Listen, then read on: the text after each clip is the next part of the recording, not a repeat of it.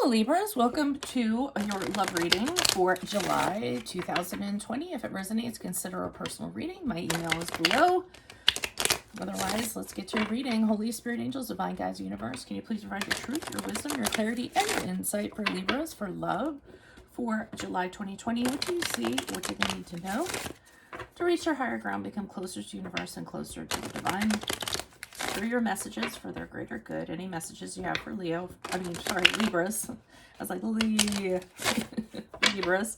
For love, July 2020. We greatly appreciate it and we thank you. Libras, love, energies, July 2020. What do you see? What do Libras need to know? What are the love energies that Libra passed out of prior to July? We have the Page of Wands in the upright. I'm also leaving the Vimeo link below for what your love interest is thinking or feeling, whether it's a crush, a current, an ex, a soon-to-be ex.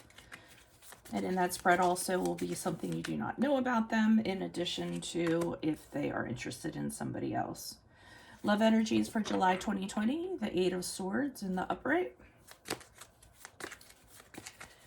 Also, check out my playlist in there, my 2020 Sun Moon predictions. What is your ideal career? What is your compatibility with your partner's sun sign? Okay, and as you transition out of July 2020, we have the Three of Wands reversed. Ask me a question on Instant Go. Check me out on Facebook and Instagram. Like, share, or subscribe. Otherwise, let's get to your reading. Okay, so Page of Wands, I'm getting this feeling that, very excited about something, very passionate about something, or you were.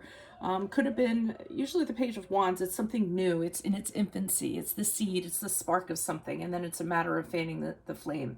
So, you could be feeling actually very energetic, very youthful, and ready to go out and kind of like express yourself, or you could have connected with somebody, and this is the kind of romance that's starting to undertake here. It's the beginning of something. Seemed very promising, seemed like something you were very much into, but the Eight of Wands for July 2020 tells me that this is a situation you often get yourself into. So I'm feeling like in the infancy of it, you really started getting into it maybe a little bit more than you should have. And you might be actually noticing that this is a pattern for you. You love the fairy tales. So you kind of, when it starts to happen, you get very excited about it, very passionate about it, very dreamy, very idealistic, very carried away with it. But you're realizing that this is a pattern. You start to see that. And you might even realize that this has gotten you into trouble before, that this has gotten you into relationships that didn't bode well for you. So, it could be you get too much into it, and then, by the time you want to get out of it, it's too late. You're already in it. You're trapped in it. And that this is a choice. This is your mind. This is what you're actually choosing to do. This is the pattern that you're creating for yourself. And I see that you're kind of noticing that you kind of do this. You're forever romantic, but then it kind of gets you stuck, I feel like. So as we move out of July into what? August? Yeah. Every day seems the same during these times, right? So I'm seeing that is sort of when the breakdown starts to happen here. So you have this realization. You're kind of telling yourself, this is what I always do. This is what always happens. Pouring more of yourself into a relationship than you actually should. And then realizing, well, here I am. So after July, you're starting to realize this. You're starting to realize how this sets you back in love. You're starting to realize how maybe you should just kind of hold off a little bit and think things out a little bit more. And like I said, things start to break down in this relationship. So let's get to some clarifiers, shall we? Yes, we shall. Why is the Page of Wands here in the upright? Why is the Page of Wands here in the upright for Libras? Love energies prior to July 2020 that they passed out of. Yeah, you're on fire. You are on fire. You want to start. You're very excited about this. You want to get it going. There's an urgency to the Ace of Wands. Yeah, good times. But the Eight of Pentacles, so Eight of Pentacles in reverse is telling me you're very stuck in your way of thinking, and that I feel like, again, you get all caught up in the romantic and romanticize everything. And then what happens is this impedes the outcome that you actually wanted, or impeded, because we're talking about energies prior to.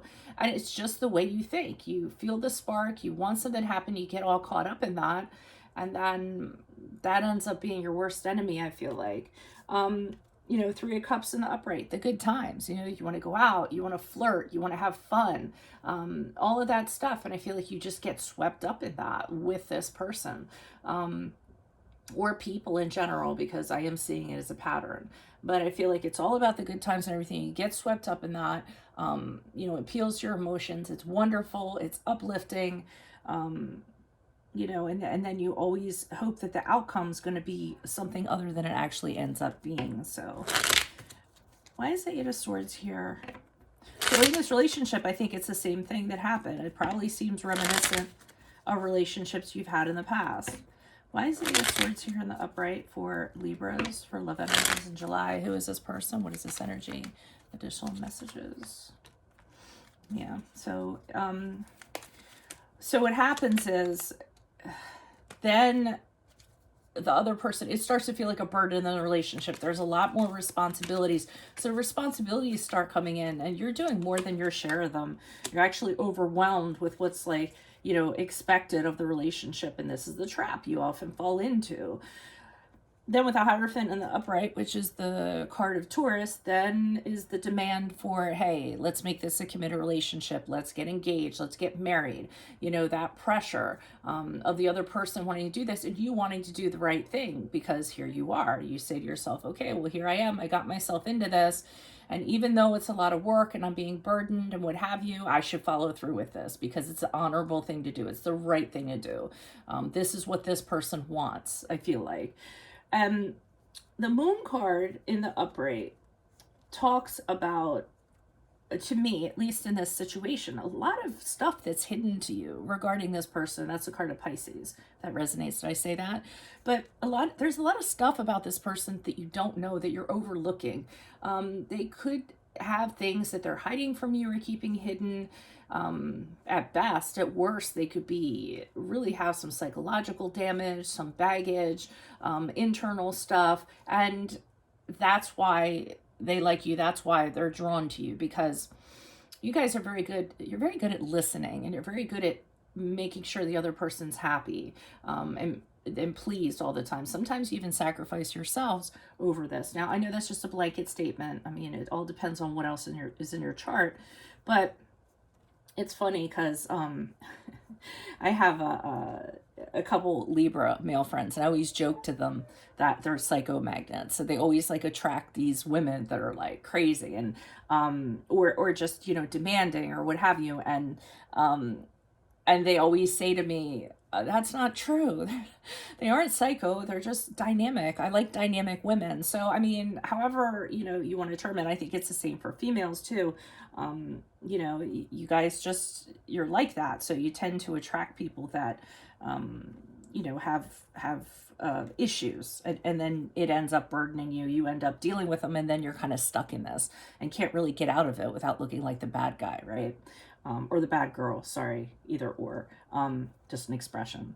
So let's look at the Three of Wands here, where I feel like it really is starting to break down. And I feel like you might start distancing yourself from this person, talking less to this person, just because you don't want to continue, to give them the wrong idea, or you just don't know what to do, what's the right thing to do, the fair thing to do. Why is the Two of Wands here in the reverse for Libras as they move out? Yeah.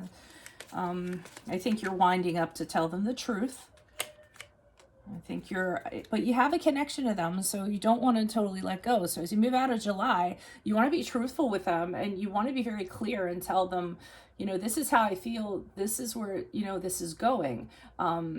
And with the Ace of Swords, I feel like you say to them, hey, it's great. We can have whatever, but, the Ace of Swords is not a very fuzzy, very warm and fuzzy card. So, you're letting them know that don't have the feelings in this that you kind of need.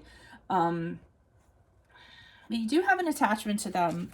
And I'm wondering if they're going to have a hard time letting go of you with that Six of Cups. Yeah, so I mean, I feel like you tell them with the Ace of Swords, and it might come across to them as a little detached and a little cutting. And they still have an attachment to you with the Six of Cups. They don't want to let go. You know, they're kind of hoping, you know, something will happen. Now they're kind of idealizing, wondering, you know, if things can turn around. And then I feel like the whole thing falls apart, or at the very least, it falls apart for them. Because you need to deliver this information. You can't continue to kind of let them think that something's going on that's not. So the Tower card, but don't feel bad in regards to the Tower card happening, because it had to happen. There had to be change. And I don't feel like, you know, this person was going to change on their own, or this situation was going to change on their own. So I think you delivering the truth to them, despite their tendency to want to hold on, you know, is the change. It forces the change that they need. It's actually going to help them in the long run. It's actually going to help them see things for what it really is. So don't feel like the bad girl or the bad guy. I think it's necessary, and it's a necessary evil, and it kind of sort of has to happen. And in a weird way, you're going to kind of be helping this person evolve into something else, or move into something else. Otherwise, they're just going to stay here, you know, and there's nothing for them here, I feel like. I don't know. Tell me in the comments. If this resonated, consider a personal reading. Just send me an email and we can set that up. Click on the link below. It will take you to what your love interest is thinking or feeling, whether it's a crush, a current, an ex, a soon-to-be ex, and in that spread, it will tell you something you do not know about them, in addition to if they're interested in somebody else. Make sure you check out my playlists. They are my library in there, my 2020 Sun Moon predictions. What is your ideal career? What is your compatibility with your partner's sun sign? Ask me a question on Instant Go. Check me out on Facebook and Instagram. Like, share, subscribe, and or donate. Otherwise, adios from Veronica Garnett. See you later. Bye.